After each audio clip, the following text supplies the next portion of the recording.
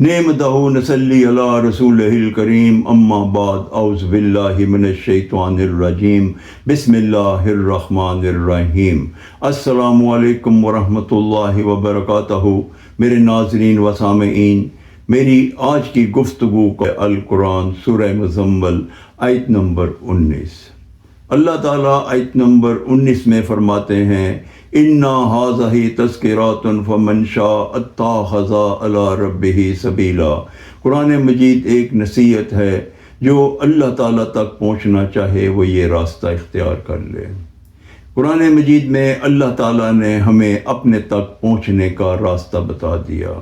قرآن مجید ایک ایسا عمل ہے کہ جو ہم جب پڑھتے ہیں تو ہم اللہ تعالیٰ ہم سے گفتگو کرتے ہیں، اور جب ہم نماز پڑھ رہے ہوتے ہیں تو ہم اللہ تعالیٰ سے گفتگو کرتے ہیں۔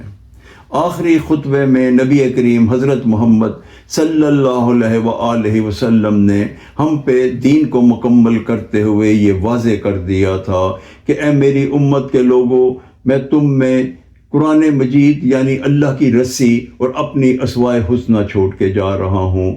جو فلاح پانا چاہتا ہے وہ ان سے جڑ جائے۔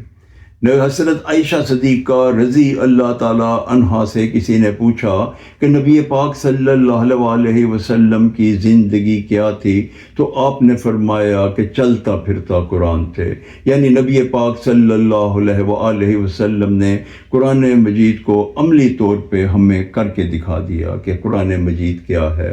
اگر ہم چاہتے ہیں کہ ہم اللہ تعالیٰ تک پہنچ جائیں اور دنیا اور آخرت کی فلاح حاصل کریں، تو ہمیں چاہیے کہ ہم قرآن سے جڑ جائیں اور نبی پاک صلی اللہ علیہ وسلم کی سنت کے مطابق آپ کی اسوائے حسنہ پہ عمل کرتے ہوئے ہم عمل کریں، تو انشاءاللہ کامیابی ہمارا مقدر ہوگی۔